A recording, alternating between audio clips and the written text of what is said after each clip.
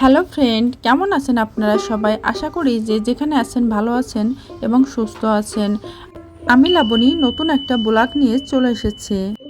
আগের একটা লং ভিডিওতে আপনাদের সঙ্গে বলেছিলাম যে আমার এই রান্নার জায়গাটা আমি মিনি কিচেনে পরিণত করব। সেই ভিডিওটাই আপনাদের সঙ্গে আজ শেয়ার করব। বৃষ্টির দিনে না ঘরে বসে রান্না করতে করতে বৃষ্টির যে আনন্দটা সেটা উপভোগ করা যায় না। এই জন্য আমি গ্যাসটা বের করে বারান্দায় নিয়ে এসেছিলাম আর ভাবছি এখানে একটা মিনি কিচেন তৈরি করব। আর মিনি কিচেন তৈরি করার অভিযানে নেমে পড়েছি। আশা করি আজকের ভিডিওটা আপনাদের কাছে ভালো লাগবে। আমি তো শুধু কবুতরের মতো বকর বকর করছি, তার আগে আপনাদের সঙ্গে একটা কথা না বললেই নয়। আমার ভিডিওতে যারা সুন্দর সুন্দর কমেন্টস করে তাদেরকে আমার তরফ থেকে অনেক অনেক ভালোবাসা রইল। আর ভালো থাকবেন আপনারা। আসলে আপনারা যদি আমাদের মতো নতুন ইউজারদের ভিডিওগুলো না দেখেন, আমাদের সঙ্গে না থাকেন, তাহলে আমরা এগোবো কী করে? আর আপনাদের এত ভালো ভালো সুন্দর সুন্দর কমেন্টস দেখে না নতুন নতুন ভিডিও করার জন্য উৎসাহিত হই। আমার এই বারান্দাটা ছোট্ট হলেও অনেকটা খোলামেলা, আর এখানে রান্না করতে না ভালোই লাগে।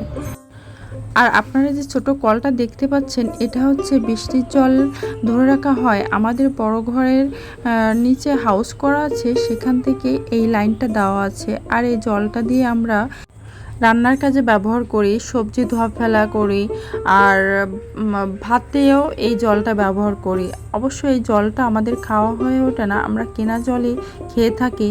কেননা বৃষ্টির জল খাইলে আমার একটু অ্যালার্জির প্রবলেম আছে, তো এই জন্য আর বাসায় কেউই অবশ্য এই জলটা খায় না, ধোয়া কাজে ব্যবহার করা হয়।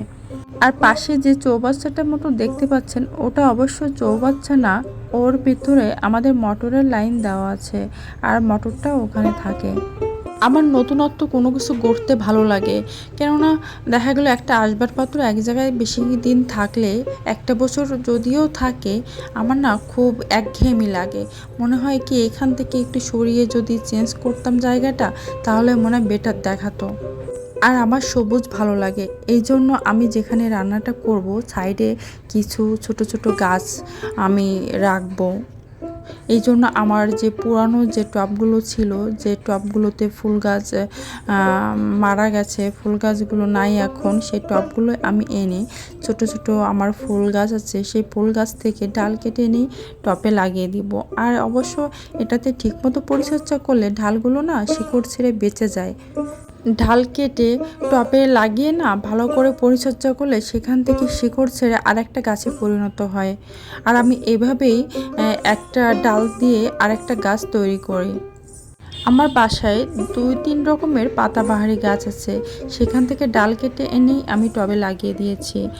আর বাসায় আমার আর্টিফিশিয়াল একটু ঘাসের একটা কার্পেট ছিল, সেটা আমি এখানে অ্যাডজাস্ট করে দিয়েছি। আর অবশ্য এটা আমি কোনো ছিদ্র করিনি, জানলার সঙ্গে ক্লিপ দিয়ে অ্যাড করে দিয়েছি।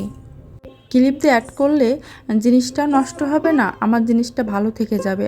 আর দেখেন এই মানি প্ল্যান্ট গাছটা কতটা লম্বা হয়েছে। এটা আমি একটা বোতলে লাগিয়ে দিয়েছিলাম, ছোট্ট একটা মানি প্ল্যান্ট গাছ লাগিয়েছিলাম। সেই মানি প্ল্যান্ট গাছটা আজ বড় হতে হতে অনেকটা বড় হয়ে গেছে। এটা জানলা দিয়ে আমি এঁকে বেঁকে দিব, তাহলে দেখতে ভালো দেখাবে। আমি একটা জায়গায় বেড়াতে গিয়েছিলাম, সেখানে অনেকগুলো মানি প্ল্যান্ট গাছ দেখেছিলাম, সেখান থেকে দুটো গাছ এনে লাগিয়েছিলাম। সেখান থেকে না অনেকগুলো গাছ আমি তৈরি করে ফেলেছি। সেখান থেকে যে একটু শিকড় বেরিয়ে যায়, ওখান থেকে কেটে আমি আরেকটা গাছ তৈরি করি। আর সেখান থেকে আমার অনেকগুলো মানি প্ল্যান্ট গাছ তৈরি করা হয়ে গেছে। আর আমার এই জায়গাটা সেট করা হয়ে গেছে। আর এখানে বেশি গাছ দিয়ে হিজিবিজি করব না, তাহলে বেশি ভালো দেখাবে না। সিম্পলের ভিতরে ভালো লাগে। আমার কিচেন রুমের পাশে তো এই কিচেনটা করছি, এই জন্য এখানে বেশি আমি সরঞ্জাম নিয়ে আসবো না। যেমন লবণ হলুদের কৌটা, যেটা টুকটাক আজ ইউজার লাগে, সেইগুলোই আমি এনে রাখবো। সেখানে ছোট একটা মিনি একটা র্যাক কিনে আনবো, সেটাই আমি ওইখানে রেখে দিব, আর সেটাতেই ওইগুলো রাখবো। আর ওইখান থেকে রান্নাঘর থেকে এনে রান্নাটা করা যাবে, তো এই জন্য বেশি এখানে মানে আসবাবপত্র নিয়ে আসবো না।